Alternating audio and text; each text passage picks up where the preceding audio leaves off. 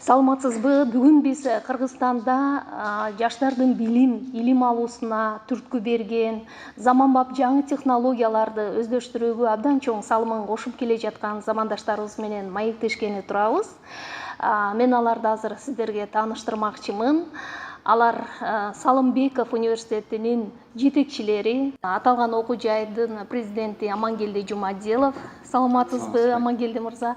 Ошондой эле ушул эле окуу жайдын ректору Эсенгелди Жумадилов. Саламатсызбы, Эсенгелди мырза? Өзүңүздөр баамдап жатсаңыздар керек, бул эки замандашыбыз бир тууган, анан калса эгиздер. Окшоштуруп эле баамдашса керек. Мен ойлойм, сиздер бүгүнкү маектен көп пайдалуу, жакшы маалыматтарды алууга мүмкүнчүлүк пайда болот. Андыктан маекти аягына чейин угууга чакырам. Амангелди мырза, сиздер менен адайып ушул окуу жайда мен дагы мындай интернет булактардан карап, анан сиздердин сүрөттөрдү көрүп таң калдым да, ушунчалык окшош экен, бир тууганбы же кандай окшош фамилияларбы деп, бирок окшоштугуңуздарды да байкадым. Анан тагдыр буйруп бүгүн мына ушул сиздердин жаркыраган жакшы окуу жайдын биринде турабыз. Анткени бир окуу жай, бирок эки башка имаратта жайгашкан экенсиздер. Кандай тагдыр буйруп ушул бир мекемеде бир тармакты башкарып иштеп калдыңыздар? Биз негизи башынан бери ушундай элетабыз. Апабыздын бизге айткан сөзү: курсакта бирге жаттыңар, кең дүйнөгө чыкканда дагы бир жүрсөңөр силерде. Бир жерде жашасаңар, бир жерде иштесеңер да ушундай кыялданчу, ошол кыялын аткарып келатабыз. Бул биринчиден, экинчиден болсо көнүп калдык, анткени Эсенгелди экөөбүз бир чети бир тууганбыз, бир чети дос, бир чети коллега, бир чети баягы курсташ, классташ болуп эле ушундай болуп, баягы Эсенгелди мен үчүн бүт нерсе болуп калды да. Ошол баягы азыр экөөбүз үйлөнүп, эки башка семья болгон күндө деле баары бир эң биринчи дүйнөдө жакын кишиң болуп калат да. Анан мектепте да бир партада отурдук. Кийин университетке өткөндө дагы эки факультет башка болуп калды, бирок кайра кошуп, ошол университетте деле 14 жыл окусак, ошол жерде деле бир партада отурдук. Иштегенден да кийин эки жакка иштедик, бөлүнүп кеттик, анан кайра атайын келип коштук. Ошентип 2012-ден бери ушул жерде биринчи фондду жетектеп иштедик.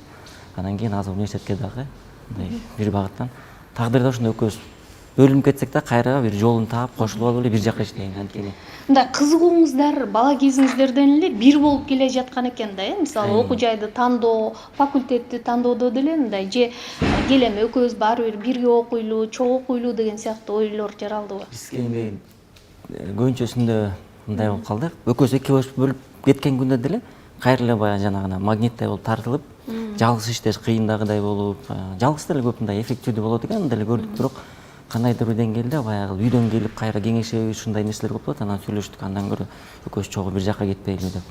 Эсенгелди улуттук банкта иштеп Турцияга кетем деп атканда мен үчүн бир неме болду. Ошол жакта иштеп жүрдү, анан Турцияга жөнөтүп атышып, Турцияга иштеп келгенге.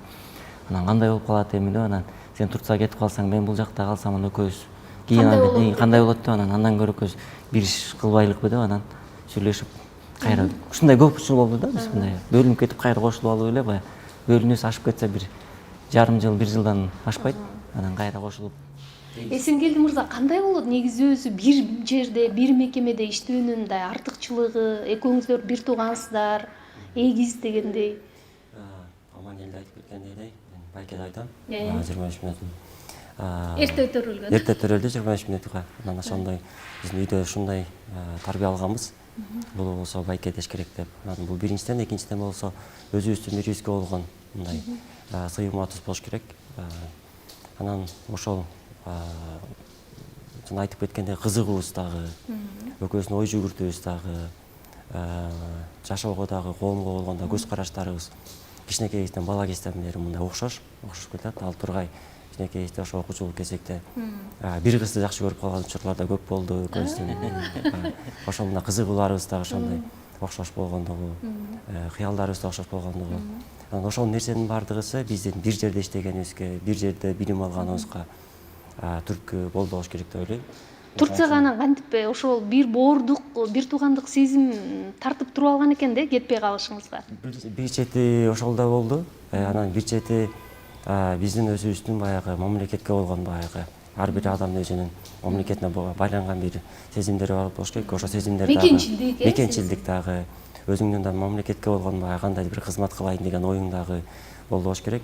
бирок эң негизгиси биринчи ошол жанагы мындай ой бул ошо бир туугандык болбош керек. Ошонун негизинде баягы экөөбүздөн чогуу бололу. Мектепте да бир партада отурдук, экөөбүз бөлүп коюшчу парталарды. Бирөөңөр экөөбүз эки кыз менен отурузуп коюшчу. Экөөбүз кайра келип ал кыздарды кетирип эле кайра экөөбүз чогуу отуруп алчубуз. Анан ошондогудай эле болгондогудай баягы жашоодо деле ошентип көнүп калдык окшойт. Бирге иштеп, бирге чогуу жүрүп. Себеби Амангелди айтып кеткендегидей, байкем айтып кеткендегидей, биздин баягы жашообуздун 99%-ын экөөбүз чогуу өткөздүк. Айтканда азыр үйлөнсөк деле чогуу жүрөбүз. Үйлөнсөк деле баягы чогуу. Эки бөлөк үйдө жашайсыздарбы? Жок, эки бөлөк үйгө жашаабыз дегенге деле биз экөөбүз мындай истеген, мен жеке мындай ойлогондо деле мындай коркунуч сыяктуу же бир башкача бир сезим келет, потому что себеби көнүп калдык да бизге. Көнүп калдык, чогуу жүрүп, чогуу иштеп. Кандай болгон күндө деле ошол баягы кийин жашоо өзгөрсө да, бирок азырынча экөөбүз чогуубуз. Эгиз кыздарды алган жоксуздарбы? Жок. Эсенгелдик айтсам тамашалап койду, кийин балдарыбызды айырмалап алабыз да. Өзүбүз эгиз болсок, аялдарыбыз эгиз болсо, анан кийин балдарыбызды кантип алабыз да. Жок дегенде мындай балдарыбызды айырмалап келгенге деп тамаша ретинде. Канча балалуу болуп калдыңыздар? Көз бирден балалуу болдук, анан эсин айтып аткандай азырынча батып эле атабыз дегендей бир үйдө элебиз. Буюрса эң сонун көп балалуу болуңуздар. Анан сизди байкап жатам, Эсенгелди мырза, Амангелди мырзага мындай урмат менен байке деп мамиле кылат экенсиз да. Болгону төрөлүү мүнөт ортосу бир 25 мүнөт эле аралык экен. Турмушта 4 жашпы, 5 жаш улуу болобу, адатта сен деп эле кайрылып жүрбөйбүзбү? Анан бул эми мындай публика үчүнбү деп ойлоп кетип атам, же чындыгында эле мындай кадыресе жашоодо деле ушундайсыздар? Ошондо байке дечи эмесмин. 2-3 класска чейин. Анан бир учурда үйдөн ушундай айтып калды, эми тамашалап калышты да. Мен ойлосом тамашалашпайсыздар, бирок мен аны мындай чын эле кабыл алып, сен байкең да 25 мүнөт улуу болсо да байке дешиң керек деп үйдөгүлөр ошентип айтышты. Анан мен ошол ойдон эле байке деп калдым. Байке деп жүрүп, андан кийин тамашалап байке деп жүрүп, ошондон кийин көнүп алып, андан кийин кайра сен деп айткан мен үчүн эме болуп калды да, мындай туура эмес болуп калды.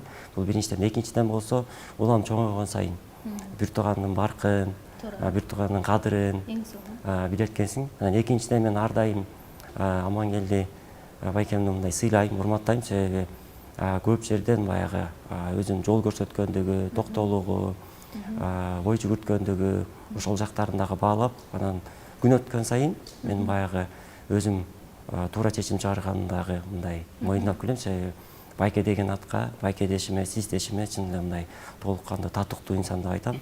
Азыр болсо эми баягы сыймыктан менен байке деп да айтам, сиз деп да айтам. Мен өзүмө мындай сиз дебесем, же сен деп айта турган болсом, же байке эмес Аман деп айта турган болсом, мен баягы мындай өзүмдү кызыктай сезип кетем да. Себеби ошол атка да татыктуу деп ойлойм биринчиден. Экинчиден болсо бул биздин экөөбүздүн ортобуздагы баягы биризге болгон урматыбыз, ишеничибиз. Эң сонун, аябай суктанарлык да. Классташтар аябай чычалат, Эсен биринчи айтканда баардыгы айтып, андан эмне Аманды биз баарыбыз Аман байке дейбизби, баарыбыз бир мектепте окусак, бир класста окусак деген Эсенгелди анткени үйдөгүлөр айтса да улуу кишилердин баарын эже байке деш керек, сиз деп сүйлөш керек. Мындай анткени мен делесиз биз өзүбүздөн деле 2-3 улуу байкелерди, эжелерди сен дейчүбүз. Анан кичинекейбиз, эрке чоңой кичүүлөрүбүз, 7 бир тууганбыз, 7ден эң кичүүлөрүбүзбүз. Анан эрке болуп биз баягы баарын папабызга, мамабызга таянып алып, баарын сен деп айтчубуз да. Ошондой сөз айтылды үйдөн. Эс тартып калганда айтты, анан ошондон баарыбыз мен эже байке деп башкалар да айта баштады. Эсен болсо мен кошо байке деп алды. Классташтардын баардыгы чычалашып, айтып, бир жылдай укмуш сабаташ болуп атты. Айтпа Эсен дешип ушинтип анан кийин көнүп калышты. Мына Амангелди мырза, сиз болсо Салымбеков фондуна 2012-жылы келген экенсиздер. Ошондо сиз да чогуу келдиңиздер беле, чогуу. Андан кийин эле 2019-жылы Салымбеков атындагы университет ачылды. Буюрса аны сиз президент катары жетектедиңиз, сиз болсо ректору болдуңуз. Анан бул жерде ушул сиздер кантип Салымбеков мырзанын ишеничине кирип кеттиңиздер болду экен деген дагы суроо жаралат да. Бул жерден эң биринчиси Аскар Малкычтын көп интервьюларында өзү айтты, ал киши дагы ойлор, пикирлер бир жерден чыкты. Анткени Аскар Малкычтын ошол көкүрөгүндө жүргөн бир ою бар болчу экен. Бир жаңы ойлорду алып чыксак, жаратман ойлор чыкса деген ой бар экен. Анткени эми баягы Азербайжанда эме көп го, дилетантизм көп, мракобесие деп коет, караңгылык ой жүгүрткөндөр, желектин өңүн өзгөртүп койсо Кыргызстан өнүп кетет. Бирдеме кылып койсо бир ат өлүп койсо, популисттик ушундай көп да мындай. аябай көп нерселер көп, анан ошого ишенет элдер көп нерсе. Анан ошондой эмесми, жаратман ойлор чыкса, реалдуу Кыргызстан өзгөртө турган ойлор болсо деп ошентип жүрчү экен, бир фонд ачсам деген ой бар болчу экен. Анан биз ошол мезгилде бизге да ошондой болуп калды, эми Кудайдын эрки болсо керек. Эсенгелди улуттук банкте иштеп, анан экономикалык өсүш менен инфляция ортосунда кандай байланыш бар деген бир изилдөө жүргүзүп калды. Эсен изилдөө жүргүзүп атканда мен Министерство экономикада иштечимин. Ошол жүргөндө анан экөөбүз чогуу иштеп калдык. Эсен баягы изилдөөсүн жүргүзөт, мен кол кабыш кылам, жардам берем кечине келгенде дегенде. Анан изилдөөсү ийгиликтүү өтүп, анан улуттук банктан Эсенди ошол Турцияга жөнөтөбүз деп калышты. Анан ошондо отуруп ойлодук, бул изилдөөнү жазгандан кийин эмне болду? Кыргызстан өзгөрүп кеттиби? Мисалы үчүн ошол байланыш чыгаргандан. Жок, өзгөргөн жок. Ал ошо улуттук банктын бир документи катары калды, сайтында турат.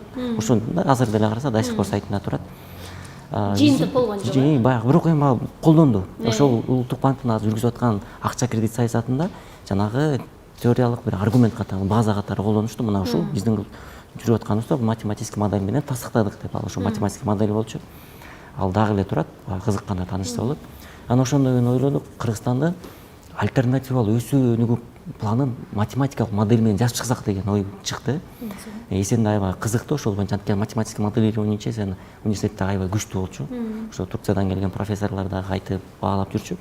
Анан кийин ошо кызыгып эле анан биз айттык, Америкада, батышта билесиз го, мозговой центр деп акыл борборлору, ошолор аябай өнүккөн да.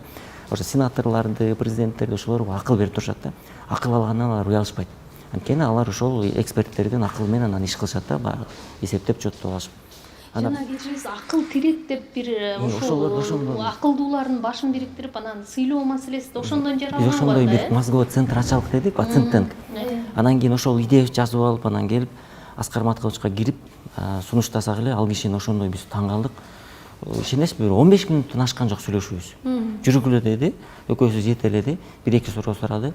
Анан кийин эле өзүнүн кабинетинде эле ар жагынан коңшу кабинетинен ачып туруп, могу кабинетке отургула, эртеңден баштап ишти баштагыла деди. Сиздер чейин билчү тааныштыңыздар жок эле? Жок, анан кийин эле биз таң калдык Аскар Маткалычка. Таң калып, анан айттык, Аскар Маткалыч, биз азыр кете албайбыз, бизге 1 ай бериңиз. Анткени биз жумуштан чыгып келиш керекпиз. Отработка деген бар да, жумуштан кетирбейт да. Эсен улуттук банкка барыш керек, отработкасын кылып анан чыгышып келиш керек деп ушундай. Ойлонолу дедик, анан ошо менен башталды. Анан бирок ал киши айтты, мозговой центр ачканга мен ойлойм бул кичине баягындай тар багыт болуп калат. Андан көрө мындай фонд ачалык. Ал фонддо бир силердин эле изилдөө эмес, жалпы башкалардын изилдөөсүнө жол ачалык деп. Ошондо баягы бул Кыргызстанда көп бала идеясы менен көп бала тапсак болот деп. Анан ошентип анан фонд прогрессивных инициатив деп ачылган. Прогрессивдүү демилер фонду деп. Азыр сиз жетектеп жатасыз. Анан кийин ошол иштер акыл терек чыкты, Кыргызстан жаш лидерлеринин проекттери чыкты. Анан кийин көп эксперттер айтты, Аскар Маткалыч ушул фондду ачыптыр, сиз түптөрсүз кайрымдуулук, илимде, билимде кайрымдуулук кылып атасыз. Сиз муну эмнеге сиз баягы уялып атасыз? Фонд Аскар Салымбеков деп койбойсузбу деп.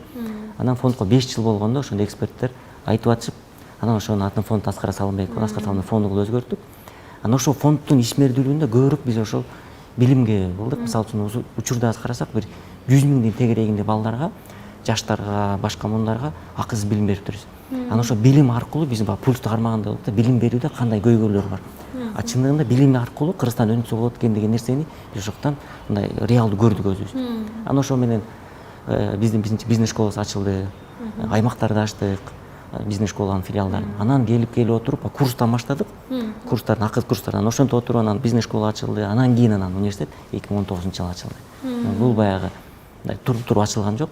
10 жылдын ичинде ошондой баягы 2012-ден баштап. Сиздер кадам келген турбайсыздарбы? Анда ушул окуу жайды ачыш үчүнчү туурабы? Бир чоң өзүңүздөр дагы даярдыктан өтүп, анан кийин мындай материалдык, техникалык базасын кайсы багытта кандай ачабыз деген нерсеге чоң этап менен келген турбайсыздарбы, туурабы Эсенгелди? Биздики ошол туура ошондой кадам менен, акырындык менен бир неме келе аттык. Жанагы ар бир мындай иш жасап, ошону талдап, анын акырына чыгарып, анан ошого жараша тажрыйба топтоп алып, анан улам алдыга жылып аттык. Мен ойлойм, ушул университеттердин ачылышына, билим берүүдө жасалган иштердин бардыгысына айтып кетип аткандагыдай эле, бул биринчиден ошол Аскар Салымбековдун өзүнүн дагы мындай заманбап ой жүгүртүүсү чоң түрткү болду. Себеби айтып аткан идеяларды, айтып аткан демилгелерди түшүнүп, колдоп алыш үчүн ошол нерселерди түшүнүш керек, ошол деңгээлде ой жүгүртүш керек, ошондой көз караш болуш керек, ошондой максат болуш керек да. Анан биздин ошол жана айтып аткандагыдай чынында 15 мүнөт эмес, 5 мүнөт эле болду мындай сүйлөшүүбүз. оюбузду түшүнүп дал ошол максатта кетели деп. Себеби эки тармакка аябай чоң көңүл бургусу келип жүрүптүр. Бул билим берүү жана медицина. Буга чейин кайрымдуулук, башка искусство, ошо маданият тармактарына чоң иштер жасап келген да. Анан ошол багытта деп анан акырындык менен фонд аркылуу иштеп баштадык. Биринчи ошо алгачкы иштерибиз бул ошол кошумча билим берүү болду. Кошумча билим берүү дегенде мындай жеке мектептерди, мамлекеттик мектептерди аласыздарбы, университеттерди аласыздарбы, бирок балдарга билим берип атат, бирок ошо билимди кантип колдоно турганын үйрөтпөй атат да. Балдарга мындай кандайдыр бир мындай компетенцияларды берип атат, бирок жашоого тарбиялабай атат да. Жашоодо өзү кантип мындай жашап кетиш керек, кандай ой жүрүш керек деп. Алган билимин колдоно албай жатат. Алган билим колдоно албайт да. Себеби балага эң биринчи кезекте ошол кантип жашап кетиш керек. Компетенция деген эмнеге берилип атат, кайсы жака багыттап атат. Экинчиден болсо өзүнүн ички потенциалы бар. Өзүнүн алып жүрүүсү, ошол потенциалды кантип өзүнүн компетенциясына аралаштырып, ошо менен баягы бир ийгиликке жетүү. Анан 3 нерсени ошол биз мындай фокус кылдык 3 нерсеге. Биринчи адамдын жеке өнүгүүсүнө. Экинчиден болсо ошо компетенцияны кантип анын потенциалына айландырууга. Үчүнчүдөн болсо туура максат коюп, өз алдынча өнүгүп, баягы жетелеткен эмес, өзүнүн максатын коюп, өзүнүн жашоосунун кожоюну болуп, өзү алдыга жылганда үйрөтөлү деген. Ошондой деп биз 3 айлык, 6 айлык курстардын атайын программа иштеп чыктык. Бул курстарды иштеп чыгып атканда ошол Европанын, ошол Американын тажрыйбаларын баарын ошол окуу, изилдеп, алар менен байланышып, анан ошондой иштеп чыктык. Азыркы учурда ошо 3 программаны патенттедик. 3 программаны патенттеп, ошол программалардын автору болдук. Анан биз ойлогондон да ошол ийгиликтүү кетти, себеби чындыгында эле мектеп окуучулары ошол мындай багыт берүүдөн жөн эле баягы билим ал деген эмес, билимди эмнеге алыш керек, каяка туура багыт алыш керек, анан ар бир окуучу өзүнүн максатына өзү жетиш керек дегенди түшүнүп, анан өз алдынча жанагы самообразование деп коет, өз алдынча билим алды. Ошол нерсе кетти. Анан ошонун негизинде ийгиликтүү болуп кетти. Экинчи эң негизгиси ошол биздин баягы көздөп аткан нерсе бул нерсе болду. Мындай алдыга умтулган, позитивдүү, мындай эркин ой жүгүрткөн жаштарды бир арага топтоп, бирине жанагы толпар көзсө төрт аягы туура деп коет эмеспи? Ошондогудай бирине бири шыктандырып, бирине дем күч берип, мотивация бере тургандай. Себеби эң чоң мотивация бул жашоо, экинчи мотивация бул жанындагы достор да. Эгер ошо каяка мотивация берсе, жагындагы баягы тегиреги ошол жака кетет да. Жашоо бул терс жагыда мотивация бериши мүмкүн, оң жагыда мотивация бериши мүмкүн. Бирок ошого баягы тууралап кете турган бул айлана чөйрөсү. Кайсы жактан туура мотивация алып кетсе болот деген. Анан ошол нерселердин баардыгысы биз баягы аракет кылып атып, бул ийгиликтүү болгондон бизге ошол дем күч берип, андан кийин ошо Аскар Маткалович да өзү көрдү, ошо билим берүүнүн абдан баягы ийгиликтүү кетип баратканын. Анан ошондой тапшырма коюлуп, эми муну чоңураак деңгээлге алып чыгалы, университеттер ачалы деп, анан баягы степ бай степ акырын кетип баратабыз. Эң сонуна мына Салымбеков университети 2019-жылы ачылды да. Адеп медициналык факультет ал жакта. Анан кийин мына биз турган имаратта мурда биз ары бери өткөндө бул жерден көрчү элем. Салымбековдун бизнес мектеби деп жазылып эле. Буюрса азыр бул жерде болсо мындай колледж ачылып, быйылкы жылы абитуриенттерди кабыл алып жаткан экенсиздер да, туурабы? Анан бул ой ушул мындай жеке менчик ушундай окуу жайлар бүгүнкү күндө мындай өзүн актайт бекен? Анткени көп учурда биз жеке менчик окуу жай ачылса, бул эптеп чөнтөгүн кампайтыш үчүн бизнес проект катары кабыл алып келе жатпайбызбы? Анан эмне өзгөрдү? Мисалы артыкчылыгы эмнеде болду? Эми билесизби, жанагы канча күндү кайтсаң дагы, мисалы үчүн бул бизнес проект эмес, бул мисалы үчүн акчага багытталган эмес десең деле, баары эч ким ишенбейт. Буну баягы актанып, оправдываться деле кереги жок. Убакыт көрсөтөт, ар бир нерсени убакыт көрсөтөт. Билим берүүгө инвестиция керек. Биз бир нерсени түшүнүш керекпиз, анткени билим берүү гана аркылуу биз Кыргызстанды өнүктүрө алабыз. Бул эми баягы жөн эле пафос эмес, жөн эле баягы лозунг эмес, бул реалдуу көрүнүш. Анткени жанагы биз 2012-де фонд ачтык, ошо менен Эсенгелди айтты, жанагы балдарды окутуп баштадык, кошумча билим берүү деп. Ошондо берип баштаганда эң биринчи проектибиз ошо Кыргызстандын жаш лидерлери деген 100 балага акысыз билим берели дедик. Soft skills, мягкие навыки. Ошолорду берели дедик. Анан ошол бергенде ошолор Кыргызстанга кызмат кылсын, акысыз кылып, анан бүт университеттер кыдырдык. ошо аутсадан баштап славянский болсун, манас болсун, Ататүрк болсун, бүт университетти кыдырдык. Ошол жактагы кыйын балдарды чогултуп алдык, баягы өнүгө мөсөм деген балдарды чогултуп алып, келди биз силерге акысыз билим берели деп, анан өзүбүз кыдырып анан тандап алдык. 100 баланы окуттук. 3 ай окуткандан кийин биз алар балдарды 180 градус өзгөрдүк. Ушунчалык таң калды. Аскар Матулов өзү да таң калды, биз да таң калдык. Анан балдар ушунчалык ыраазы болду. Кээ бир ректорлор айтты барганда, биз буларды 5 жыл окутуп, диплом берип атсак, мен ушул университеттин бүтүрүүчүсүмөн эмес, анан Салымбек бизнес мектебинин бүтүрүүчүсүмөн 3 ай окуп алып силерге айтат дейт. Анан балдардан сурап, эмнеге десек, алар айтат, биз ошо Эсенгелди айтып аткандай жашоого керектүү маалыматты алдык деп. Биз ошондо көрдүк, билим берүүдө көп нерсе жетишпей турганын. Кээ бир предметтер мүмкүн ашыкча, Эми андай толтура. Мисалы үчүн азыркы учурда талап башка. Мисалы үчүн энциклопедический знанияны бергендин канчалык баягы зарылдыгы бар Кыргызстанда.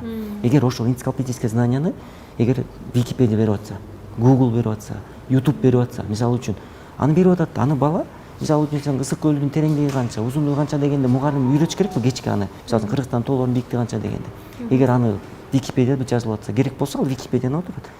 Билими жок кишиге да айтсаң, Google'га кирип, Википедияны карап аны билип алат. Азыр кандай билим керек болот? Ал колуна турган. Себеби маалымат көп. Анын маалыматы телефондо да бар, интернетте да бар. Демек, анда башкалар билбеген маалымат бериш керек. Ал оокатын кыла турган, бир нерсе жасай турган. Мына ушундан келди. Анан айтып атпайсызбы, мына сиздин сурооңузга билим берүү бул көп жылда өзүн актай турган долбоор.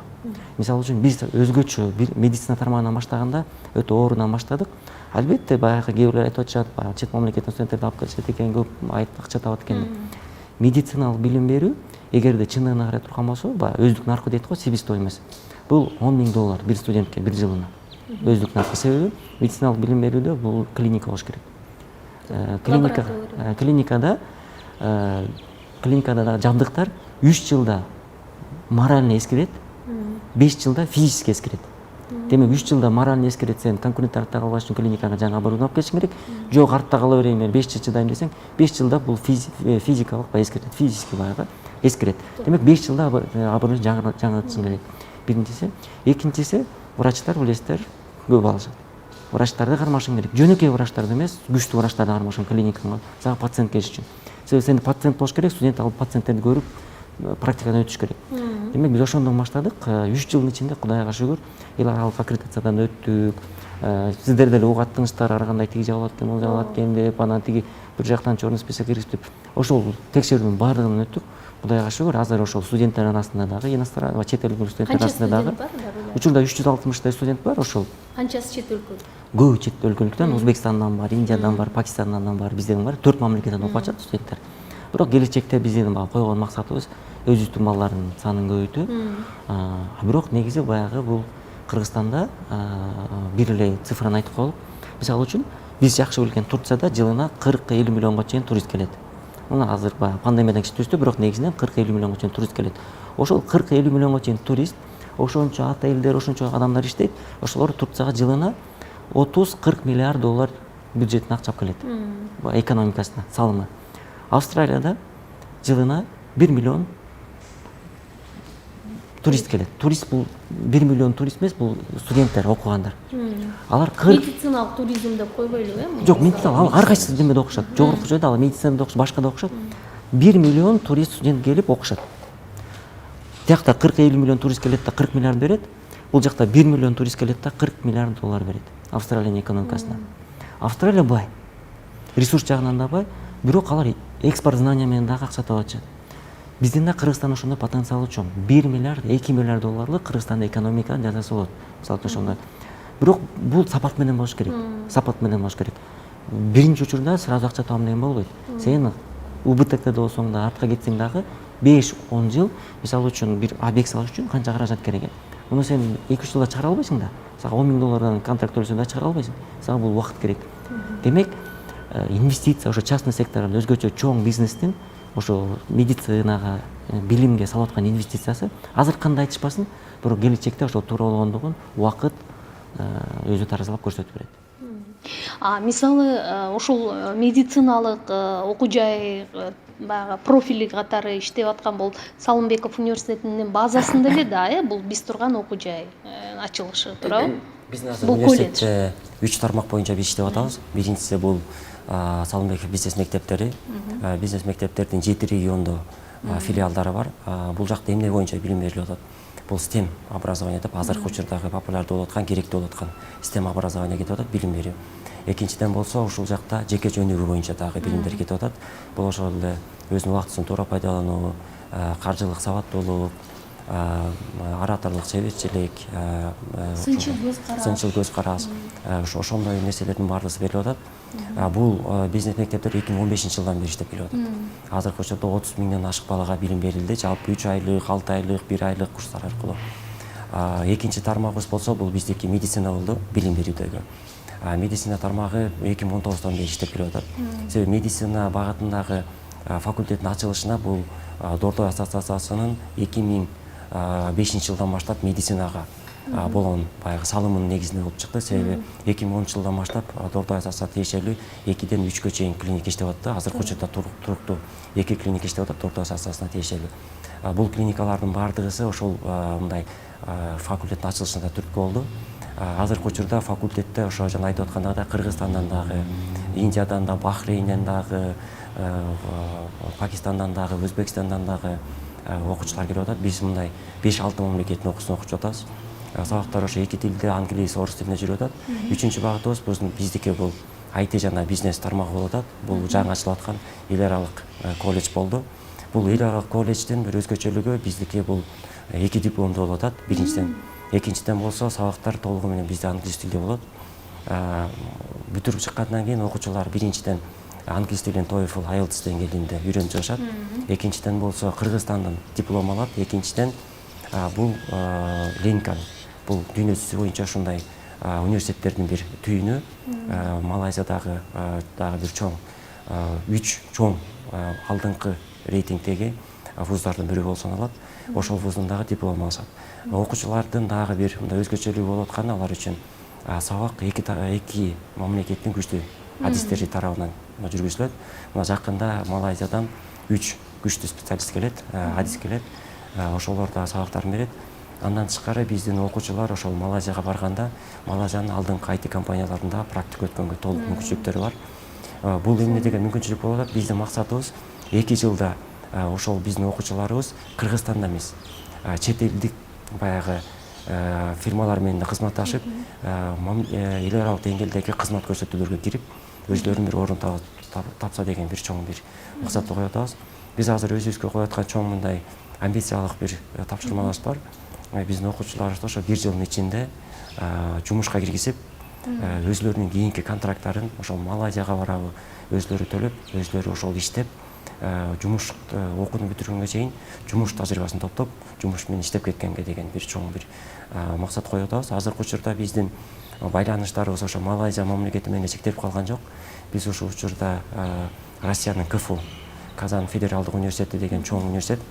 Бул университеттин бюджети Кыргызстандын бюджети менен барабар. Чоң бир университет. Анан бул университеттер менен биздин өзүнчө бир келишимибиз бар. Биздин эгер окуучулар каалай турган болсо, ошол Казан федералдык университетинде дагы барып тажрыйба топтогонго, ал жактан окуганга дагы мүмкүнчүлүктөр бар. Экинчиден биз Кореян Ина деген колледжи бар. Ал жак менен дагы атайын келишимдер кол койгонбуз. Биздин окуучулар эгер каалай турган болсо, Ина университетинен дагы билим уланганга даяр. Анан эң негизгиси биздин азыркы учурда Турциянын алдыңкы 3 университети менен иштешип келатабыз. Бул жеке университеттер, бирок Турциянын алдыңкы бир 20 университеттердин катарына кошулган университеттер. Бул жакта да, ал жактарда азыркы искусственный интеллект абдан ошол тармакта дагы өнүккөн лаборатория дагы күчтүү көргөнбүз. Биздин максатыбыз Кыргызстандын бир өзүбүздүн эмебизде калып калган эмес, деңгээлибизде эмес, чет мамлекеттеги дагы билим тажрыйбасы менен да көрүп, чет мамлекеттеги иш тажрыйбасын да көрүп, балдардын ошо орусча айтканда мировоззрениясы мындай кругозору кеңейип, көз карашы кечек. Себеби дүйнө жүзү биз азыр эгерде Кыргызстан деңгээлинде карап келе турган болсок бир башка, эгер дүйнөлүк деңгээлде карап келсек бир башка. Себеби биздин азыр окуучулар менен жолукканда ой жүгүртүн карасаңыз такыр башкача, бул мындай башкача болуп атат. Дүйнө жүзүндө мына 4-чү өнөр жай революциясы кетип баратат. Дүйнө жүзүндө университет 4.0 деп кетип атат, университет 4.0 деп. Бул университет такыр башка университеттер.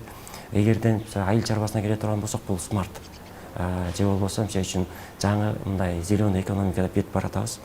Бул тармактар менен эгерде биздин жаштар көзчү мындай ой жүгүртө турган болсо, бизде мындай келечекте биздин дагы ошол эл аралык деңгээлдеги күчтүү азиттер чыгат. Себеби ой жүгүртүүлөрүн, көз караштарын өзгөртүрбөсө жаштардын, анда биздин Кыргызстан деңгээлинде билим алып, Кыргызстан деңгээлинде бир мындай иш кылам деген бир жаштар пайда болот да. Биз эгерде ошол 4-чү өнөр жай революциясынан артка калбай иштесек, ошолорго бизде элешип ошо менен кетебиз десек, эл аралык баягы деңгээлдеги мындай технология революцияларын артта калбай иштесек, анда биздин жаштардын кардиналдуу түрдө биринчи кезекте көз карашын, ой жүгүртүсүн, максатысын, чабыт коюусун өзгөртүш керек да. Аларга бир кыялдарын туура койгонго, максаттарды алыс койгонго үйрөтпөсөк, биз анда балдардын билим алуусуна дагы, алардын баягы мотивациясына дагы бир мындай салымыбызды кошо албайбыз да. Биздин ошол башынан баштап фонддун дагы ачылганынан, Аскар Салман фонду ачылганынан биздин максатыбыз ошо болуп атат. Биз өзүбүздүн эле казаныбызда кайнай берген эмес, чет мамлекетке чыгыш керек деген. Себеби чет мамлекеттикте тажрыйба көрбөсө, бизде азыркы учурда тилекке каршы коомчулукта мындай биз өзүбүздөн эмне үчүн мындай радикалдык кээ бир көз караштар мындай орун алып келет. Себеби биз бир нерсени түшүнө албай атабыз да, дүйнө 5 нерседен чоң дегенде.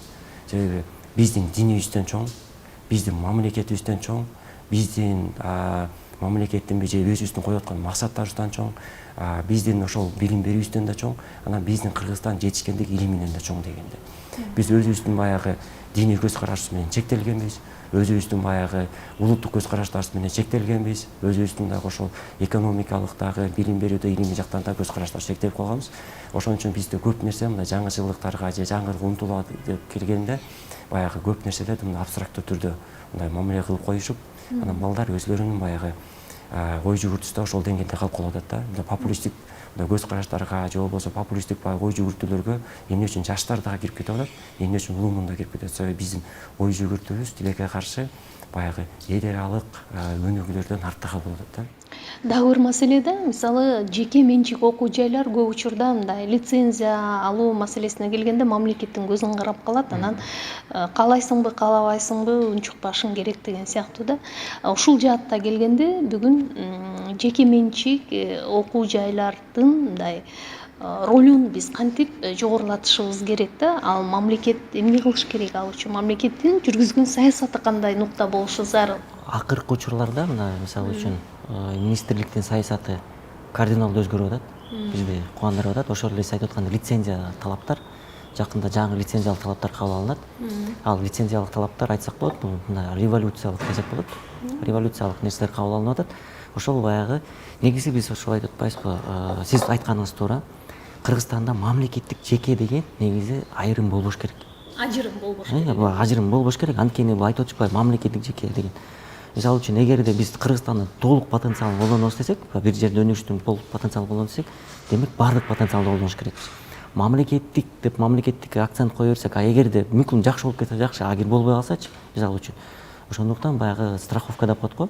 Ошондуктан эки тарап бирге кетиш керек. Мисалы үчүн эми дүйнөлүк тарых көрсөттү да, дүйнөлүк тарых көрсөттү. Акыркы 300 жылдык тарыхты көрөлүк. Ошол эле Азияны карайлык, Европаны карайлык, Африканы карайлык, башка жактар Американы карайлык. Ошол мамлекеттерде өнүккөн мамлекеттерди алып көрөлүк. Кайсы жерде өнүгүү болуп атат, кайсы жерде потенциал толук колдонгондо. Демек, жалпы эл өзүнүн потенциалын ача алганда, жалпы эл деген эмне? Бул жеке сектор, бул мамлекеттик. Негизи 3 бакыт деп коет да, ошол Американын формасын алсак, Азиянын, Сингапурдун формасын алсак, 3 бакыт деп коет. Үчөө тең эгер бактылуу болсо, бир мамлекетте, демек мамлекет өнүгөт деген сөз. Бактылуу ким болуш керек? Бактылуу мамлекет болуш керек. Мамлекет деген мамлекеттин органдары, мамлекеттик структуралар, ошол эле мамлекеттик сектор дейлик. Бактылуу коом болуш керек, анан бактылуу жеке сектор болуш керек. 3 бактылуу болуш керек да. Эгерде мамлекеттик сектор бактылуу болуп, жеке сектор бактысыз болсо, шарттары жок болсо, өнүгө албаса, демек мамлекет 80-90% потенциалын жерге көмүп койду деген сөз. Демек ал өнүгө албайт. Бул тарых көрсөттү.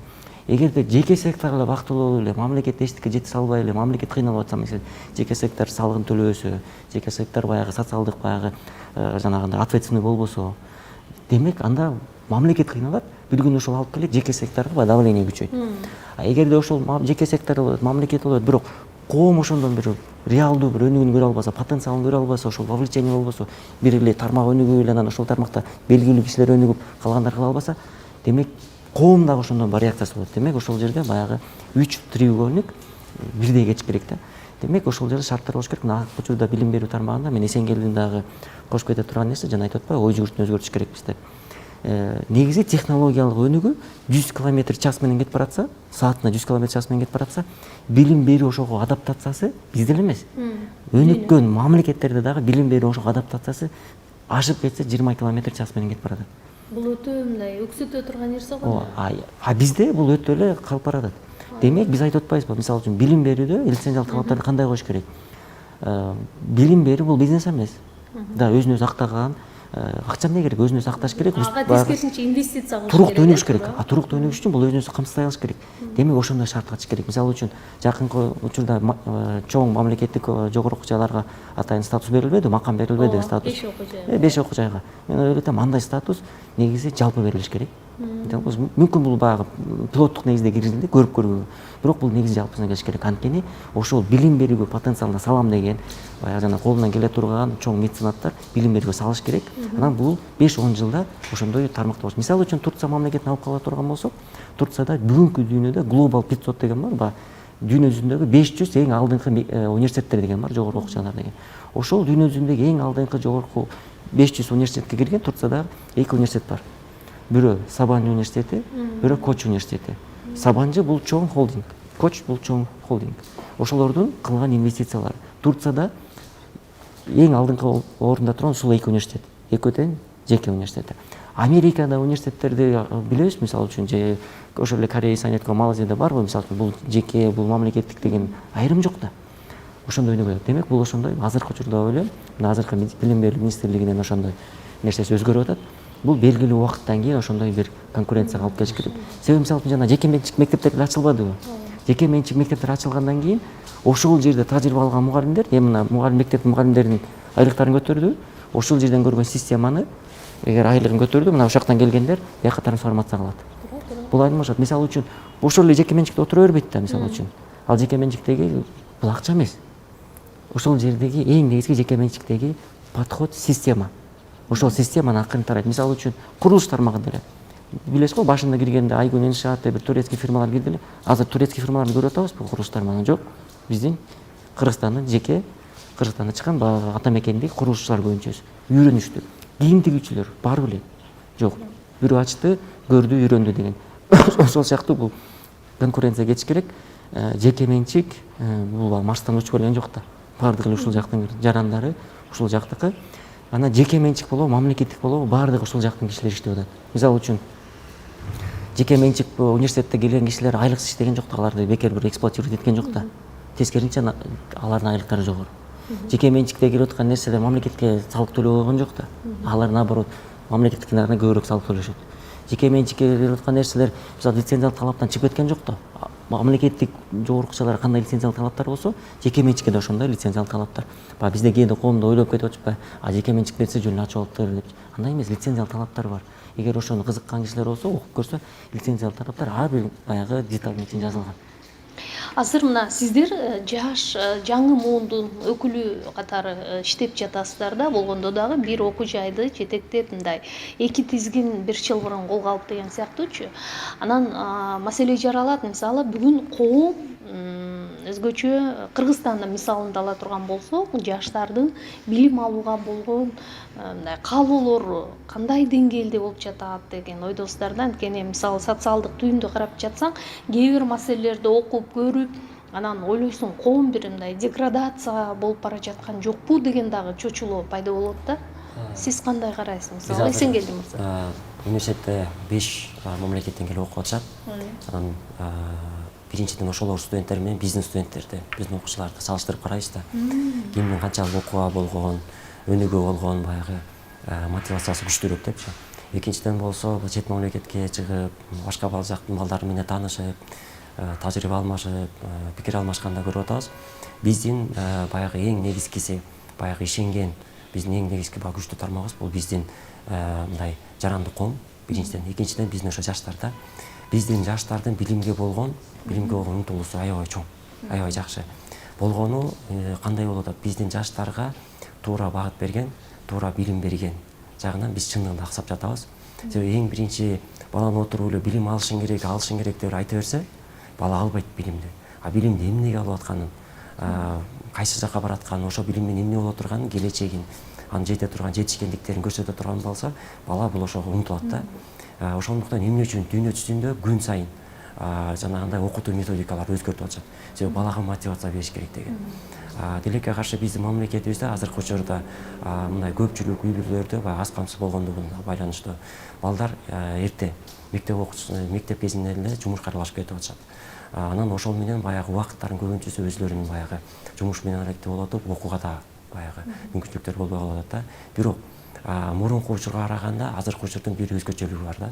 Мурун эгерде билим алыш үчүн сөзсүз түрдө мектепке барыш керек болсо, билим алыш үчүн сөзсүз түрдө мугалимге жолугуп, мугалимдин астында ошол 1 саатпы, 5 саатпы отуруш керек боло турган болсо, азыркы учурда мына глобалдашуу, технологиянын мына коммуникациянын өнүккөн жылында телефон, баарынын колунда смартфон бар азыр. Смартфон бул баланын же прогресси, же бул регресси болуп калды.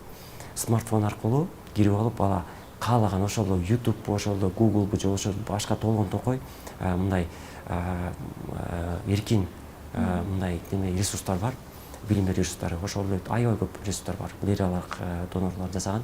Ошолор аркылуу билим алганга толук мындай мүмкүнчүлүк болду да. Болгону ошол биздин коомчулукта дагы бул ата энелерге чыдап койгон же мугалимдерге чыдап койгон эмес, коомчулукта дагы жалпы ошондой иш жүргүзүлсө, балдарды туура багатка. Себеби биз кичинекей нерсени көрсөтсөк, балдар кызыкпайт. Балдарга чоң нерсени көрсөтүш керек. Жана айтып аткандагыдай эле дүйнө жүзүндөгү эң чоң жетишкендиктерди көрсөтүш керек. Силерде ошондой болсоңар десе, балдар ошолорго умтулат. Мен терең ишенем, биз канча окуучулар менен жолугабыз, биздин балдардын мотивациясы аябай күчтүү. Жашоо болгондагы, келечекке болгондо мотивациясы күчтүү. Болгону аларга туура багыт болбой атат да. Могул жак менен мондай билим алсаң, могул деңгээлге жетесиң. Көбүнчөсү биздики азыркы учурда же ата энесинин кыялы менен жашайт, же болбосо бир үчүн бир популярдуу бир личносттун жашоосу менен жашайт да. Ошон эгерде бир ырчыны көрүп калса, көрүп алып ошонун бир көрүп алып мен ырчы болом дейт. Же болбосо бир саясатчыны көрүп калса мен саясатчы болом. Сынчыл көз караш мындай калыптана элек. Бизде мындай өзүнүн жеке потенциалын көрүп, өзү бир нерсеге жетем. Бизде тилекке каршы бир нерсе дагы болуп атат.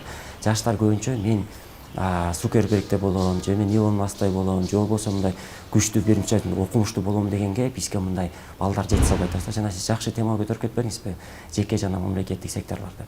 Ошон үчүн Американын, Европанын, башка Кореянын, Япониянын эгер историясын карап келсеңиздер, өнүгүү историясын карап келсеңиздер, тарыхын карап келсеңиздер, бул абстракт түрдө Америкада айтылган менен, бирок ошонун ар бир Американын ийгилик тарыхы, бул ар бир адамдын ийгилик тарыхы да. Бул ошол эле Рокфеллердин кантип эң дүйнө жүзүндө мыкты майды өндүрүп чыкты. Кантип Морган дүйнө жүзүндө күчтүү финансылык структураны түзүп кетти. Кантип Карнеги дүйнө жүзүндөгү эң чоң башчылар куруш керек, кандай эң сонун металлдарды иштеп чыгыш керек дегендердин баардыгын киргизген ученулардын, окумуштуулардын, башка адистердин башын бириктирип, ошолорду бир мындай жакшы бир мындай продуктуга айландырган, технологиялардын баягы прорывдарды кыла турган адамдарды ошолор болду да.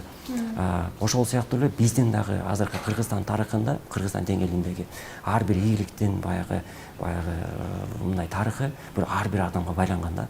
Карап келсеңиздер, ар бир иштин астында бир адам турат да, башталган ташында. Ошол сыяктуу биздин дагы келечекте дагы биздин дагы баягы технологиялык өнүгүүбүздүн дагы ар бир мындай башында, башатында бала туруш керек да. Бала туруш керек, адам турат. Бул башка жолу жок да. Муну бирөө жасап койбойт. Бир коллективде эле жасай турган болсо, коллективди бириктире турган нерсе бул мындай бир адам да. Анан ошондуктан бизге мындай мамлекеттик деңгээлде дагы, коомчулук деңгээлинде дагы жаштарга туура багыт берсе да. Бизде азыр бир мындай тенденция кетип атат, көбүнчө саясатташкан деңгээлде. Саясатты саясатчыларга таштап, бирок жаштар көбүнчө ошол мындай мен жеке бир күчтүү бир инсан болом. Жеке бир өзүмдөн бир холдинг түзөм. Өзүмдөн бир мындай Илон Маск болбосо да, Кыргызстан деңгээлинде Илон Маск болом дегенге деңгээлге чыкса, менин оюмча өзүнө да ошол пайдалуу болот, коомго да ошол пайдалуу болот, дүйнө жүзүнө дагы мамлекетке да ошол аябай чоң пайда келмек да. Мүмкүн Кыргызстандын шартында ошондой билимдүү жаштарды мындай популяризация кылгандай тенденцияны биз алып кете албай жаткан жокпузбу, мисалычы? Анткени мына жакында биз билим берүү министрлиги, Маданият, маалымат жана жаштар саясаты министрлиги менен чогуу университетибиз келечек платформасы болуп, билим маданият, маалымат жаштар министрлигинин платформасы, келечек платформасына биз кошулдук. Ал ошо маданият министрлигинин платформасы болчу. Ошо кыдырдык, ошондо ушул маселени көтөрүүгө аракет кылдык. Эсенкелди айтып атпайбы, ар кимдин же ата энесинин кыялы менен жашайт, же бир соцсетидеги бир звезданын жашоосу менен жашайт да, ошонун кыялы менен жашайт дегендей. А өзүнүн кыялын кое элек, өзүнүн максатын кое элек, өзүнүн мүмкүнчүлүгүн, потенциалын карап көрө элек да. Анан ошол жагынан караганда биз мисалы үчүн ошол айтишниктерди алып бардык. Рысбек Абдулдаев агайды алып бардык, Калифорнияда, мына Сан-Францискодо иштеп атат. Онколог, всемирно известный онколог, мисалы үчүн ошол агайды алып бардык. Кандай дүйнөсүнө совсем башка технологиялар кетип баратат. Дүйнө баягы Кыргызстандагыдай эле эмес, жана Эсенкелди айтпады, 5 нерседен дүйнө чоң депчи. Биздин көз карашыбыздан чоң, диний көз карашыбыздан, билим көз карашыбыздан чоң деп. Демек ошол нерсени биз баягы популяризация асты. Мисалы үчүн ошол эле батышты карай турган болсок, ошондо бир кичинекей нерсени ийгиликти чоңойтконго аябай маш да. Адам албетте эме, мындай мисалы үчүн бир адамды ангел кылып коюдун кереги жок. Адам кемчилиги менен адам да. Эч ким баягы периште эмес, эч ким баягы пророк эмес. Баягы Кудайдан жиберилген. Адамдын кемчилиги бар. Дэн Сяопиндин Маоға айткандагыдай, Мао мүмкүн 70% жакшы адам болсо, 30% жаман адам болгон. Бирок ошо 70%-ын карап, бул адам жакшы деп тарыхта калтыра берели дегендей бар да. А бизде көп учурда жанагындай адамдарды көтөрүүдө тебелеп ал мындай да деп анан тебелеп салабыз. А бирок ошол учурда ошонун жеткен тарыхы, басып өткөн бир адамды түшүнүү үчүн дейт го, ошол адамдын бут кийимин кийип алып 1000 километр бас депчи. Ошондой сен түшүнөсүң депчи адамдын ички жан дүйнөсүн. Ошондой сыяктуу алып чыга турган көп нерселер бар Кыргызстанда. Себеби могу баягы жеке тармакта жүргөндө Кыргызстанды кыймылдатып аткан орто, төмөнкү, орто, анан жогорку деңгээлдеги көп жеке инициативалар, көп жеке инсандар бар өнүккөн. Ачыл элек. Акыркы учурларда ошолорду жаштар өздөрү чакырып атат. Жаштар тенденция кылып алып бир тренингдер чакырып бизге сөйлөп берип коюңуз деп атат. Бирок бул негизи мамлекеттик масштабда ушундай дагы пропаганда болуш керек. Элдин баарын саясатты эле, саясатка кызыгып эле, саясатты эле, саясатка күрөшүп атабыз да. А бирок биз күрөшө турган башка темалар да бар. Билим үчүн күрөшүш керекпиз, медицина үчүн күрөшүш керекпиз. Мисалы үчүн мен үчүн чоң трагедия балдардын көптүгүнүн максаты болбогонда. Эң чоң трагедия. Максаты жок адамдар, максаты жок өлкөнү атабыз. Биз айтып атабыз, Кыргызстандын максаты бар, 50 жылга 30 жылга. Кыргызстанды критикалап, жалпы мамлекет критикалап атабыз. А бирок ошол конкреттүү ошо жаш баланын максаты барбы? Ошол турган. Мен айтып атам, гениалдуу максат ойлоп таппасаңар, жок дегенде реалдуу максат койгулачы. Бир жөнөкөй максат, мисалы үчүн, бир жылдын ичинде англис тилин ушунчалык деңгээлде үйрөнүп чыгам, мен англис тилине түз жорунга жетем деген максат койгула. Максаты жок. Максаты жок, убактысын пайдалана албайт.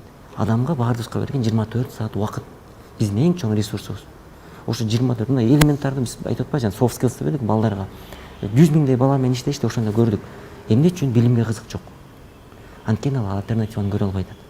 Ошол айтып атпайбы, мисалы азыр балдар биз түшүнүш керекпиз, балдар эгоист. Коом эгоист. Биз ошону түшүнүш керекпиз. Себеби ошондой системаны курганбыз. Рыноктук экономика, демократиялык коом. Ар ким эркин өз оюн айтат, сага жагабы, жакпайбы, жүрөгүңө тийеби, сен аны менен депрессия болуп үйгө жатып каласың, аны карабайт, сен ал оюн айта берет.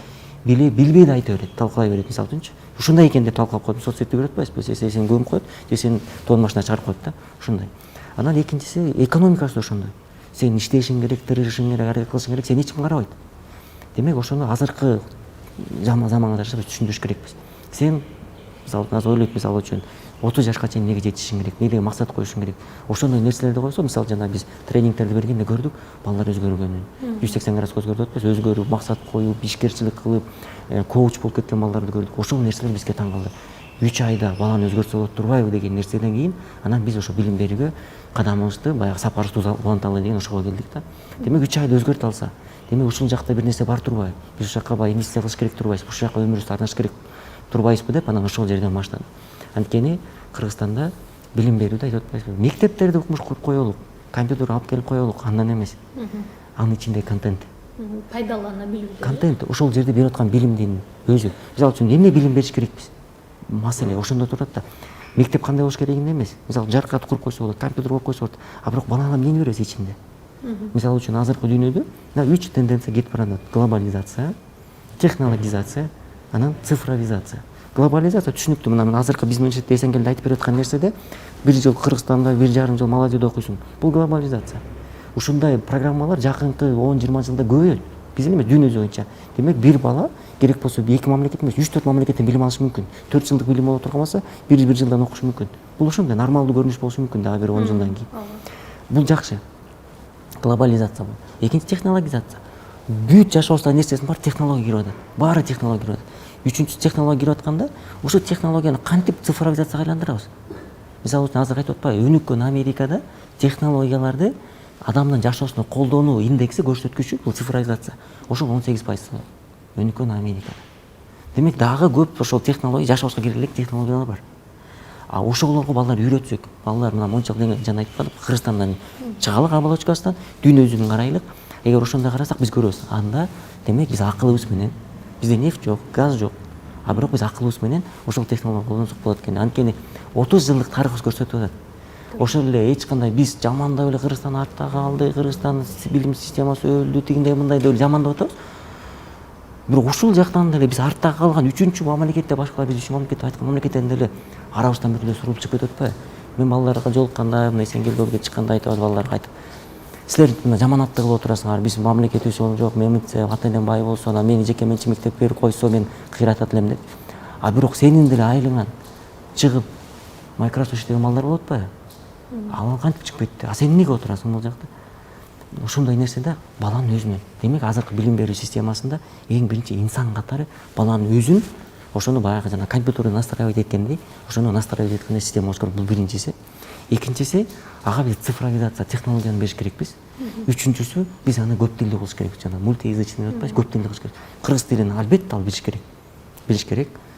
Орус тилин билиш керек. Географияны биз Кыргызстан территориясына көчүп кете албайбыз. Билиш керекпиз.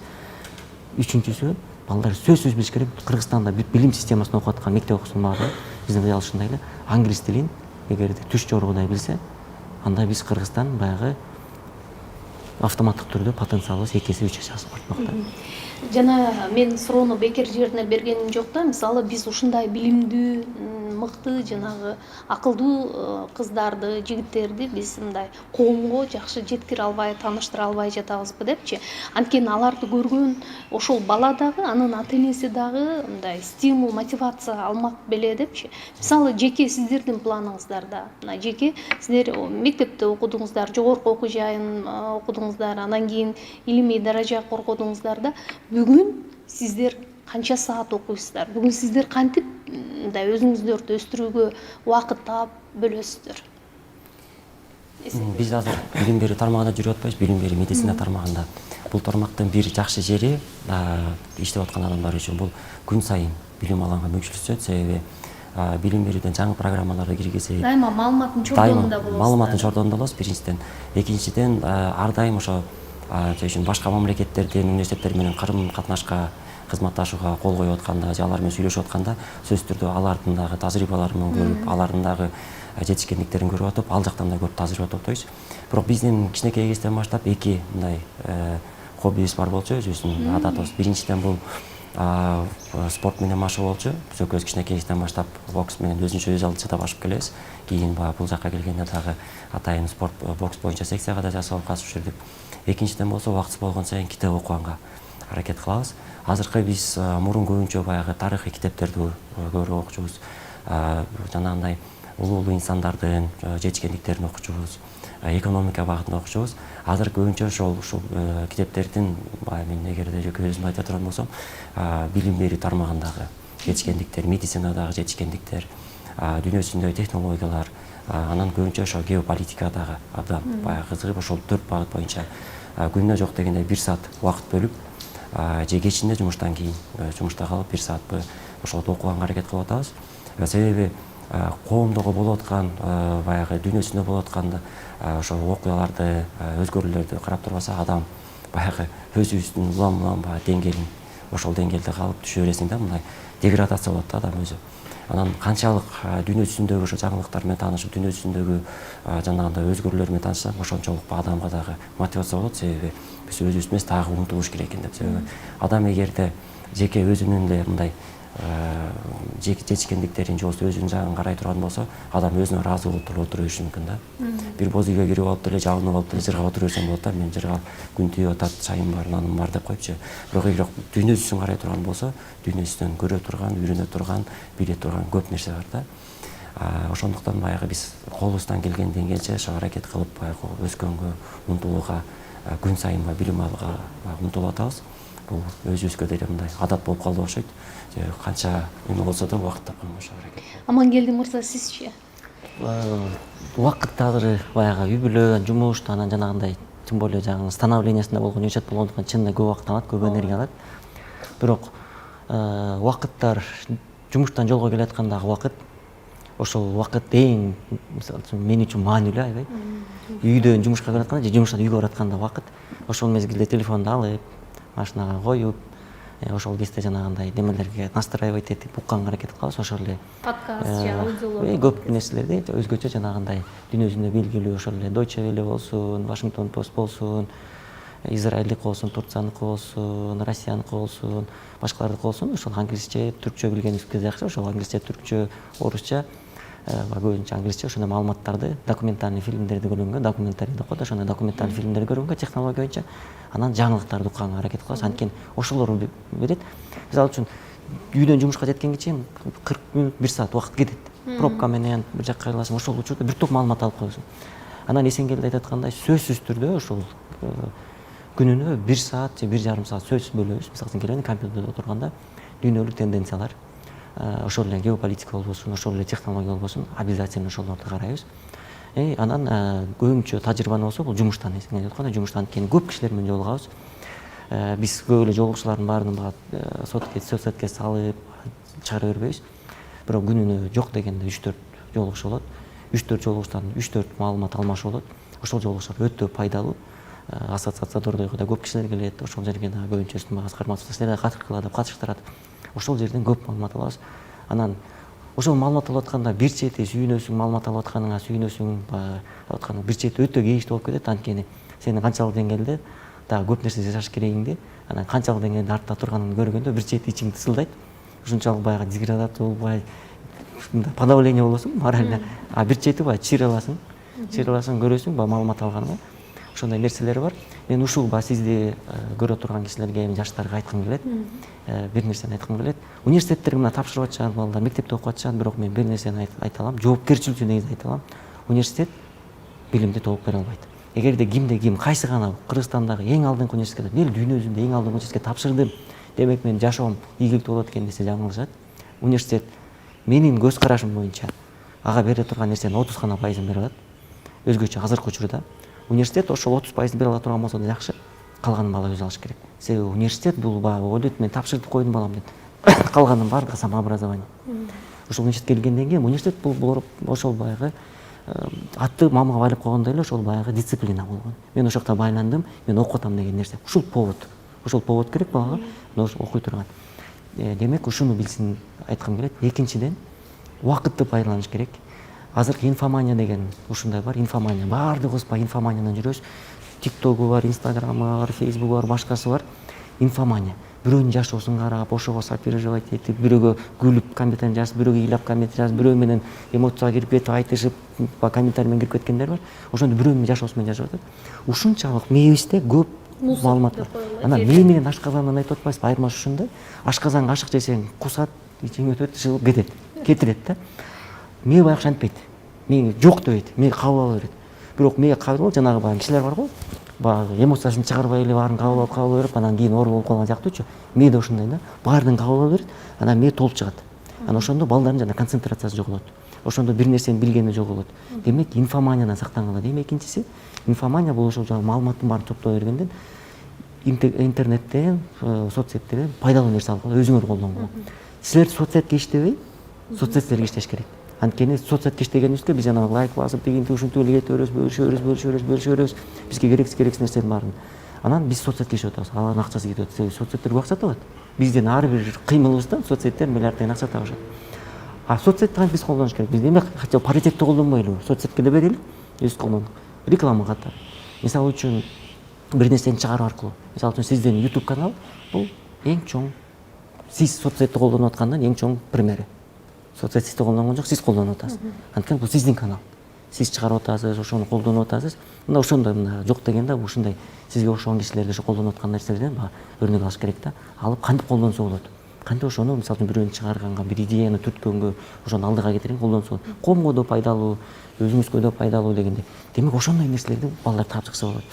Үчүнчүсү тил үйрөнүш керек. Күтпөш керек, тил үйрөнүш керек.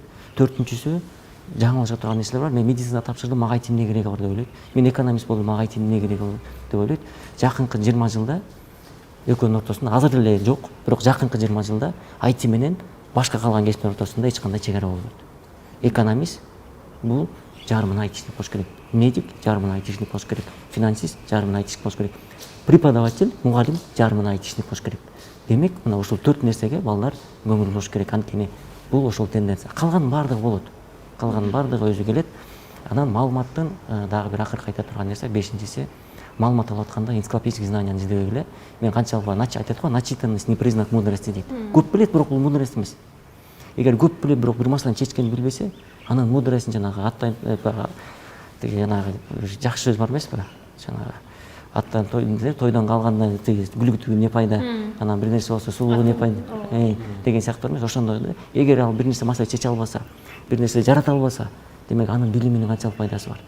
Ошондуктан көп нерсени, мисалы үчүн маркетинг окуп аткан бир бала бар, сурасаң, кумириң ким десе, бир саясатчы, бир ырчы, да бир нерсе болушу мүмкүн. А маркетинг тармагында көргөнүң барбы? Мисалы дүйнөдө жабылып киргизип аткан бир жаңы технология чыккан барбы десе, ойлонуп калат да.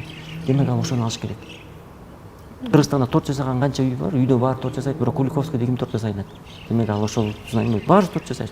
Кыргызстанда жарма жасаган баардыгы билет, бирок шоргулдо жарма жасап чыккан бир эле киши.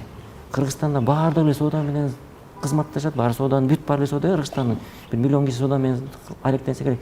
Бирок сооданы дүйнөлүк масштабка чыгып, дүйнөнүн Forbes'ка, дүйнөдөгү эң ири 10 базарынын катарына жеткен бир эле киши бар. Демек, ошондой баардыгы билген маалымат эмес. Баарына жетпей турган элге мындай бир башка жаңылык алып келе турган маалымат издеген аракет кылыш керек да. Билим алып аткан медик болбосун, ошону издесин. Башканы кантип издейм дегенде. А жөн эле баягы жалпы мен билет экенмин, анатомияны билет экенмин, мен биология, химияны билет экенмин, форманы чыгарып атканмын. Форманы чыгарган менен эгер ошону жашоосунда колдоно албаса, анын канчалык пайдасы бар? Мисалы үчүн Эсенгелди айтпадыбы? Мисалы үчүн Бурдж Халифа дүйнө жүзүндөгү. Ошо Бурдж Халифаны салыш үчүн Дубайдагы мисалы үчүн канча математиктер бар да, ошонун фундаментин кантип көтөрөт, канча инженер, математиктер канча табат. Эгер ошону билгенде балдарга туура жеткизсек, элдин баары математик болмок, элдин баары химик болмок, биолог болмок. Эгер телефон учта физиктердин канчалык, химиктердин канчалык баягы роль болуп атканын биз түшүндүрө алсак, практика негизинде, анда бизде канча химик чыкмак, канча биолог чыкмак. Мисалы үчүн дарыларды чыгарып аткан дүйнө жүзүндө Индия, мисалы үчүн фармацевтический баягы гигант болуп атат. 3 багытта эле кетип барат Индия мына. IT, фармацевтика, финансы. Дүйнө жүзүнө таанымал.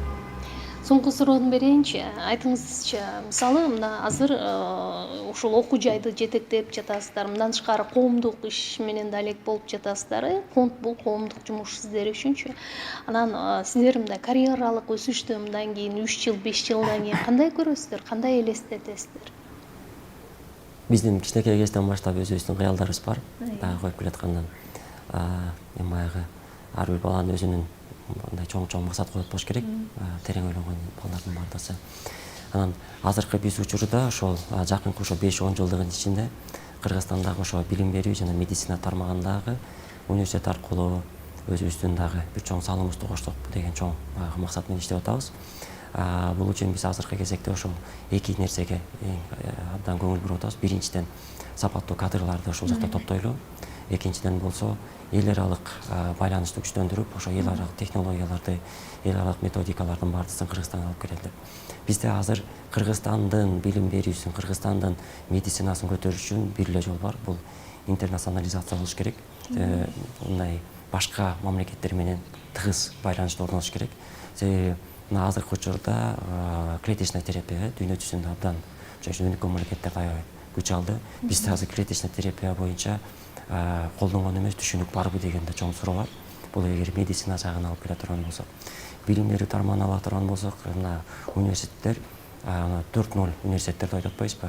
Бул өзгөчөлүк эмнеде болуп атат? Бул 4 нерсени тең киргизип атпайбы? Билими да бар, сапаттуу, илими дагы бар, инновациясы да бар, анан цифровизациясы да. Бизде азыр ушу 4 багыт менен алып карай турган болсок, Кыргызстанда кайсы университет ушул 4-0 жооп бере алат, же болбосо 3-0 жооп бере алат деген мындай чоң маселе туруп калат да. Азыркы учурда жасалып аткан иштер, министерство тарабынан, өкмөт тарабынан жасалып аткан иштердин баардыгы бул туура багыттар болуп атат. Бирок бул багыттарга жетиш үчүн сөзсүз түрдө университеттердин дагы ошол жеке сектордун дагы дейбиз, мамлекеттик университеттерде баардыгысынын башын биригип алып, мындай биригиликте иштегени туура болот. Анан биздин ошо максатыбыз ошо жакынкы ошо 5-10 жылдын ичинде Кыргызстанда күчтүү кадрларды тарбиялап чыгып, Кыргызстандын дагы ошол дүйнөлүк рынокко өзүбүздүн күчтүү адистерибизди жиберип, ошол жактан дагы биздин дагы бир мындай күчтүү сапаттуу адистерди тарбиялап чыгып, Кыргызстандын дагы технологиялык жактан прорыв кылышына бир түрткү бере турган адистерди тарбиялап чыксак, ошого салымыбыз болсо деген болот. Андан кийинки биздин баягы максаттарыбыз, алды койгон иштерибиздин бардыгысын болсо, биз азырынча өзүбүз баягы мындай эме кылып атабыз, мындай караганда эле сыр деле кылган жокпуз, бирок мындай өзүбүз деле мындай бирибиз менен эле сүйлөшкөн деле жокпуз. Себеби бир нерсени жашоодон баягы 20 жашка чейин баардык эле жаштар максималист болот. Жеңил эле максат кое беришет. Мен окууну бүткөндөн барып эле министр болуп калам. Окууну бүткөндөн эле мен чоң бир фирма ачып алам. Окууну бүткөндөн эле мен Салымбеков болом, же болбосо дагы башка бирөө болом деген максималист болот. Бирок кийин мисалы үчүн убакыт өткөн сайын, жумушка кирген сайын, бир иш жасаган сайын көрөт, бул эмгеге канча энергия кетет, канча дем убакыт кетет тургандарынчы. Анан ошондуктан биздин азыркы максатыбыз мындай жана айтып аткан степ бай степ ар бир кадамга жетип, анан экинчи бир жашоодон алган сабагыбыз болду. Бул ар бир нерсени эле баягы айта берген болбойт экен. Себеби ар бир ишти мындай бакыт, тынчтыкты жакшы көрөт дейт да. Же болбосо ийгиликти, тынчтыкты жакшы көрөт.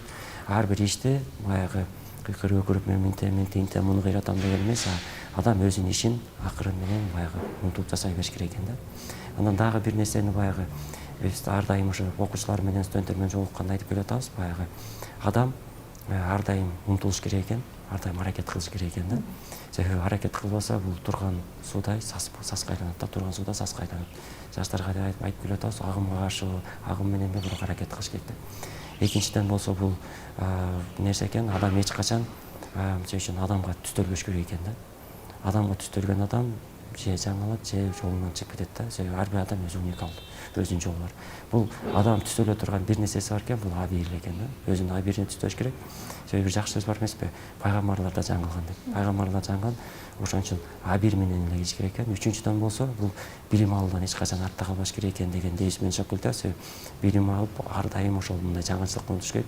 Эгерде мурун коом 30-40 жылда жаңырап аткан болсо, азыр коом глобалдашуу процессинин күч алганына байланыштуу, телекоммуникациянын өнүгүнүнө байланыштуу коом бул ар 5-10 жылда өзгөрүп атат. Мына азыр карасаңыздар, Европада болгон культура, Европада менталитет бизге ушундай сиңип келет, же болбосо бизден чыккан, же Азиядан чыккан менталитет, культура Европага да ушундай сиңип атат да. Себеби бул телекоммуникациянын өнүккөн доорунда жашап атабыз. Ошондуктан биз азыр коомдон, дүйнө жүзүндөгү өнүгүүдөн артта калбайбыз десек, бизде бир эле нерсе бар, бул биз күн сайын ошо билим алган, күн сайын жаңычылыктар менен чогуу жашаганга үйрөнүш керек.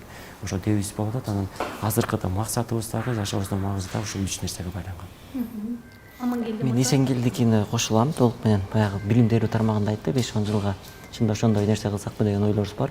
Андан кийинкисин Кудай көрсөтөт. Анан баягы көкүрөгүбүздө турган чоң максаттар бар. Анан дагы экинчи нерсени гана кошкум келет. Азыркы учурда мына Эсенгелди айтып атпайбы, 5-10 жылда баягы коом дүйнө трансформация болот депчи, трансформация. Азыр действительно баягы чындыгында коом аябай терең, глубокий трансформацияда, аябай трансформация болот. Муну көрүп атабыз, баардык чыккан конфликттерден, технологиядан көрүп атабыз. Ушул учурда коом бир өзүнчө, биз муну түшүнүш керек болуп атабыз, коом тең салмактуулуктан чыкты. Дүйнө баягы мурун тең салмактуулуктуу болчу, биполярный мир, анополярный мир деп айтып атышты. Бирок азыркы учурда коом реалдуу, мына азыр көрсөтүп атабыз, баардык нерсе көрсөтүп турат. Коом негизи баягы 5-10 жыл мурун эле чыккан, акырын баягы ошол өз обунан чыгып кетип аткан тең салмактуулуктан. Бул тең салмактуулуктан чыкты коом. Азыр жаңы бир тең салмактуулукка келе атат. Экономикалык кайра тең салмактуулук болуш керек, геополитикалык тең салмактуулук болуш керек, технологиялык тең салмактуулук болуш керек. Себеби технологияда жарышка түштү, экономикада жарышка түштү, кимдин канчалык деңгээлде долясы болот, канчалык ролу болот, нишасы болот дегендей. Анан геополитикалык веске дагы ошондой нерсе түштү. Дүйнө ушунчалык чоң трансформацияга кетип баратат. Муну эмнеге айтып атабыз? Ушул трансформацияда биз баягы коркунучтуу бир тенденцияга кирип баратабыз. Кантип Кыргызстанды сактап калабыз деген маселе турат. Кантип өз ичибизден чабышып кетпей, же болбосо башкалардын сырттагы провокацияларга алдырып, өзүбүздү туура эмес кылып албасак деген ошол нерсе бар. Калган нерсе Кыргызстан колунан келет. Эгер ушул нерседен биз грамотно чыгып кете алсак, анда Кыргызстан сакталып калат. Анан ушуга байланыштуу биздин өзүбүздүн бир чоң көкүрөктө жүргөн бир чоң максаттарыбыз бар, бул колубуздан келет деген үмүттөбүз. Биз мисалы айтпадык, 100 миңдей балага жана soft skills боюнча ошондой бир билим жеткирүүгө аракет кылдык. Анан ошолор өзгөргөнүн көрдүк. Ошол өзгөрүп атканын көрдүк. Бул soft skills эле эмес экен. жаштарга бере турган сен айтып атпайсызбы, деградация болуп атабы, тигиндей болуп атабы деп. Мен деградация болуп атат деп айткым келбейт, анткени мүмкүн кээ бир ошону катуу кабыл алып калышы мүмкүн да, баягы өзүнүн акылдуу сезип башканы деградация дейби дегенчи айткым келбейт. Бирок баягы маалымат жетишпестиги бар. Маалымат жетишпестиги бар. Ошо маалымат жетишпестигинен башка туура чечим кабыл алышы мүмкүн. Ошондуктан жакынкы арада билим берүү менен катар биз бир Кыргызстанда бир мындай акыл эстеп төңкөрүү жасай турган бир өзүнчө бир билимдер жайылтсакпы дегенбиз. Кандай мисалы үчүн билимдер? Биринчиси бул мамлекеттүүлүк маданият. Мамлекеттүүлүк маданияты деген мисалы үчүн эгерде Франция канча жылдан бери Франция болуп сакталып келатса, эгер Турция канча жылдан бери талкаланып бирок мамлекет сакталып кетсе, Иран, Россия, Америка, Великобритания кандай сакталып келе турган болсо, демек ошол жарандарда мамлекеттүүлүк деген маданият бар. Алар ошо мамлекеттик маданияты бар. Ушул маданият сиңдиргибиз келет баягы. Ошону жеткизип жаштар менен өзүбүздүн баягы кишилерге, улууларга айта албайбыз, бирок өзүбүздүн кишилерге жеткирсек деген. Ошондой бар. Экинчиси экономикалык маданият. Себеби Кыргызстанда айтып атпайсызбы, дүйнө эле монтип баягы ыркырашып бири менен урушуп атпайбы? Кыргызстан ичинде эле идеологиялык деле ыркырашуу башталды. Экономикалык маданиятсыздыктын арасынан деле ал башталып атат. Себеби бар. Бул ошол мисалы үчүн кээ бир адамдар айтат, булар эми баягы саясий темалар бут нерсе. Ошондо идеологиялык баягы ыркырашуулар бар. Демек ошолор кантип чечсек болот? Демек экономикалык маданият экинчиси, үчүнчүсү бул мыйзамдуулук маданият. Мыйзамдын баарын сакталыш керек. Мисалы үчүн президент эл сактасын дейт, эл президент сактасын, ушундай эмес, баягы баары сактай турган. Кичинекей баладан баштап, мисалы айтып атпайсызбы, президент мынтип атат, премьер мынтип атат, тиги буду айтабыз, бирок элементардуу красныйдан светофордун өткөтүп атпайсызбы? Бул деле мыйзамсыз. Бул ошондон башталып атпайбы элементардуучу? Ошо сиңирип. Ушул сыяктуу бир 7-8 маданият, мисалы үчүн адам өстүрүү маданияты деген сыяктуу, ушул сыяктуу маданияттарды бир таратсакпы, жаштар менен сүйлөшсөкпү деген нерселер бар. Анткени муну биз баягы пробный кылып балдар менен өтүп көргөндө көрсөң, саясий маданият бар арасында. Саясий маданият деген эмне? Мисалы үчүн мыйзамдуу шайлануу, мыйзамдуу кетүү, преемственность деген нерселер бар. Ошо сиңириш керекпиз да. Ошондо бизде стабилдүүлүк керек. Баягы канчалык элдин баягы маданияты өссө, жанагы саясий маданият, экономикалык маданият, мамлекеттүүлүк маданият өссө, бизге сырткы дагы ички дагы душмандар эч кандай коркунучтуу болбойт. Биз мына ошону окутуш керекпиз. Финляндиянын өнүгүү тарыхы деген бар го, бир баткактар өлкөсү деген. Ошондо кандай окуу аркылуу, бири-бирин жайылтуу аркылуу. Мисалы үчүн динди деле таратып атпайбы, дават аркылуу, мисалы үчүн. Мисалы үчүн ошондой маданиятты деле ушундай передачалар аркылуу же болбосо элдер менен жолугуш аркылуу деле мен ойлойм таратса болот. Ал үчүн өтө эле саясатка барып кереги жок. Мен саясатка барып анан кийин баарын бекитип бир жыл колума карма алып анан элдин баарын өзгөртүп, андай эмес мындай. Эл менен иштешип тараткан. Ошол жактан да салымыбыз согушкубуз келет да коомдук иштерибизде. Мындай абдан жакшы бир кандай деп айтсак изги тилектериңиздер бар экен. Мен ойлойм мындай ошол жаштык дем, билим, илим, тажрыйба менен ушунун баардыгын буюрса ишке ашырасыздар деп ишенебиз. Чоң рахмат. Рахмат. Бүгүнкү менин маектештерим Салымбеков университетинин жетекчилери, тактап айтканда аталган окуу жайдын президенти Амангелди Жумадилов, аталган окуу жайдын ректору Эсенгелди Жумадилов болушту. Кайрадан жолукканча саламат болуңуздар.